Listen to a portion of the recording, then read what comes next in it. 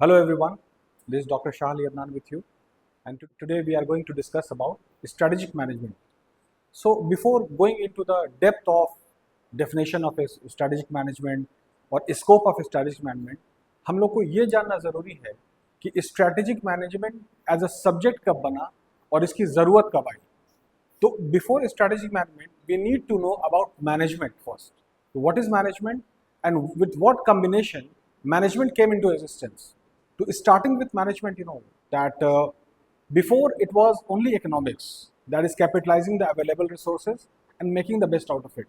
So in this due process, इस process से finished product तैयार हो गया. Then फिर ये ज़रूरत आई कि finished product को consumers तक पहुंचाना था. तो economics में more applications were added, more applications and tools were added, and that became commerce.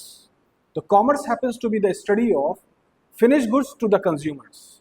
And then again the need came, जैसे जैसे मार्केट बढ़ा डेवलप हो रहा है, सब चीज़ डेवलपमेंट होता चला जा रहा है. दैट इज कि 1800 के दशक में उद्योगीकरण आया था, इंडस्ट्रियलाइजेशन. तो industrialisation happens to be economics. उसमें फिनिश्ड प्रोडक्ट्स बहुत सारा बना, सारी चीज़ हुई. उसके बाद जो फिनिश्ड प्रोडक्ट्स है उसको फिर पूरे ग्लोब के मार्केट में पहुंचाना था, पूरे दुनिया में. तो स्ट्रेटेजिक मैनेजमेंट जब बनता है तो दैट इज कि it is all about that what all strategies हम फ्रेम करें, हम बनाएं, सो दैट कि पूरे ग्लोबल मार्केट को हम कैप्चर करें. So strategic management is all about ongoing process of ongoing economics, ongoing commerce, and ongoing management. Management is the combination of economics and commerce. So now coming to the point of strategic management, that ये subject कब introduce हुआ, कब से शुरू हुआ, क्या इसकी ज़रूरत हुई. तो as I said earlier that 1800 के दशक में उद्योगीकरण हुआ था वर्ल्ड लेवल पे. लेकिन India miss the bus because India was a colony of British.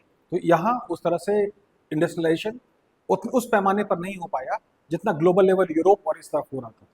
तो इन 1950s एंड 60s उस टाइम में ग्लोबलाइजेशन वर्ल्ड लेवल पे हुआ था. इंडिया में ग्लोबलाइजेशन होता है 1991 में. तो इंडिया हमेशा हर चीज़ में इसको लेट रहा, या कहिए इसको लेट रखा गया, सो दैट कि एक लोअर मार्केट रहे, सो दैट कि हम अपने गुड्स को यहाँ डंप कर सकें.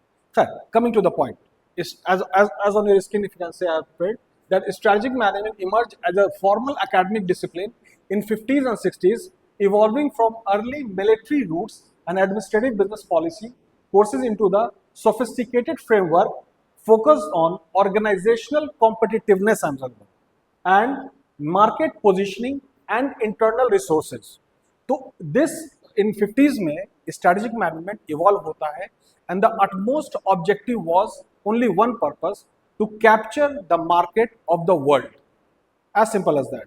तो इसमें strategic management में ये डिस्कशन, ये पढ़ाई है, जितनी भी जो बातें इसमें जिक्र है सिलेबस में, BBA के 4th सेमेस्टर में सिलेबस है, तो सारा मॉडल्स का इसमें जिक्र है. तो जो भी मॉडल्स इसमें जो पढ़ाया जाएगा वो सब कॉर्पोरेट वर्ल्ड का एग्जाम्पल है, सारे कॉर्पोरेट. दैट इज की as on my I have prepared some models. That is की if you can see on the screen, BCG matrix, Boston Consulting Group, again it's a consultancy business. और corporate में बहुत सारे लोग, companies आती है consultancy करवाने.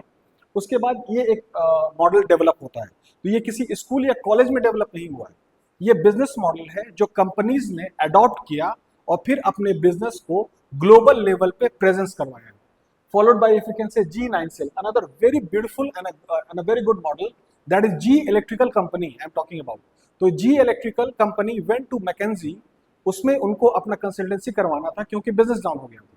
बट द मॉडल जो McKinsey कंपनी ने बना के दिया उसका नाम रहा G9 Cell. This model was so much successful and fruitful for G9 Cell that it became the part of the syllabus of the syllabus for the students. Followed by Shell Directional Metrics. Again Shell जो company, oil company है, सब उनका बहुत सारा product है. तो shell ने फिर मैकेंजी के पास जाती है कंसल्टेंसी करवाने. तो वो भी फिर मैकेंजी है. उसके बाद इसमें नाम आता है शेल डायरेक्शनल का. फॉलोड बाय हॉफर्स है, सॉट एनालिसिस है, क्वेस्ट है, इटॉप है. तो in my next video I will start the discussion of all this models. But before that let's talk about the definition. If you can see on the screen, the simple definition of strategic management happens to be, it is an ongoing process, my friend. Ongoing. ये circle इसका ऐसे बनता है, कोई एक बार का नहीं है, ये लगातार इस काम को किया जाता है। काम क्या है? Ongoing process of formulating, implementing and evaluating cross-functional decisions that enable an organization to set long-term goals. Long-term goals, इसको याद रखिए. Analyze internal and external environment, sustain a competitive advantage. So now coming to the definition, if we concentrate on, first of all, it's an ongoing process. चलते रहता है, ये strategy हमेशा बनती रहती है, सो दैट कि हम लॉन्ग टर्म ऑब्जेक्टिव को अचीव करें. What is the long-term objective for any business?